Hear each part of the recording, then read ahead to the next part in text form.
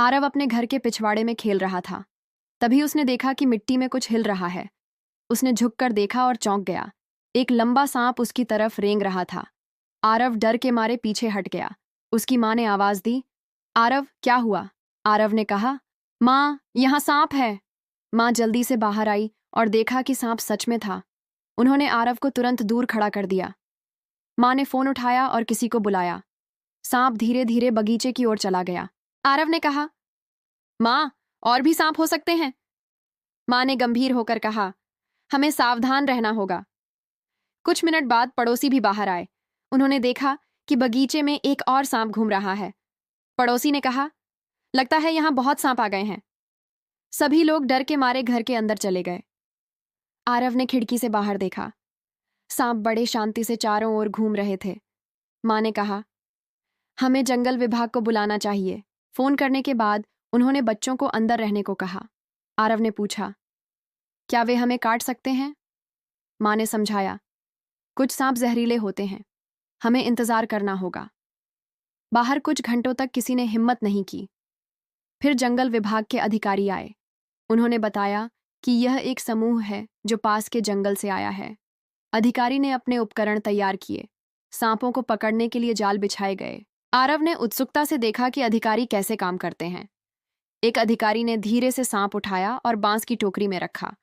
दूसरा अधिकारी पास जाकर बगीचे की तलाशी लेने लगा। आरव ने कहा, वाह, ये तो बहुत लंबे और चमकदार हैं। अधिकारी ने मुस्कुराते हुए कहा, हाँ, लेकिन इनसे सावधान रहना जरूरी है। सांपों को सुरक्षित स्थान पर छोड़ दिया गया। बच्चों ने राहत की सांस ली।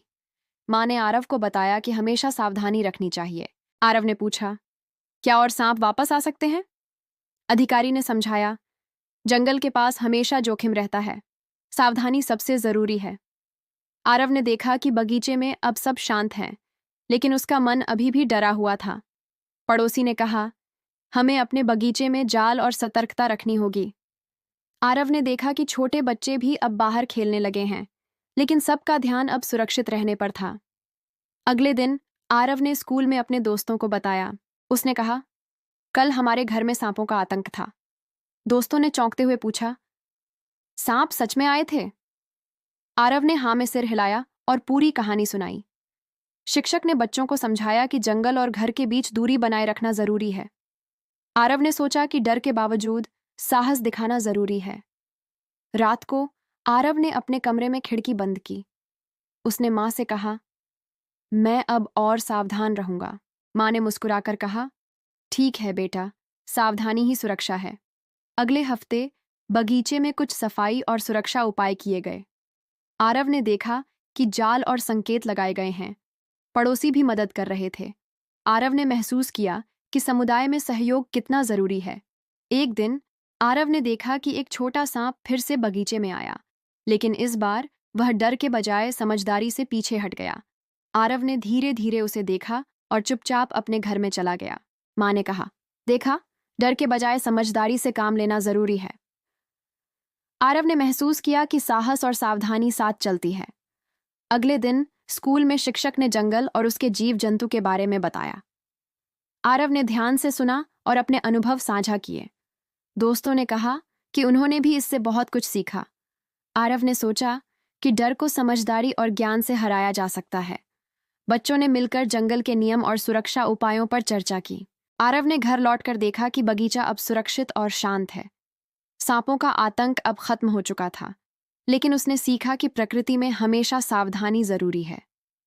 आरव ने तय किया कि वह और उसके दोस्त जंगल और जीव जंतुओं का सम्मान करेंगे। वे हमेशा तैयार रहेंगे, लेकिन डर से नहीं, समझदारी से। माँ ने कहा, तुमने बहुत अच्छा सीखा बेटा। आरव ने मुस्कुराकर कहा, हाँ, अब मैं और सावधान रहूंगा। उस दिन से आरव ने हमेशा जंगल और घर के बीच संतुलन बनाए रखा। सांपों का डर अब केवल यादें बन गया, लेकिन उसकी समझदारी और साहस हमेशा उसके साथ रहे। आरव ने महसूस किया कि डर हमें सीखने और समझने का मौका भी देता है, और इस तरह सांपों का आतंक आरव और उसके परिवार के लिए एक सीख बन गया।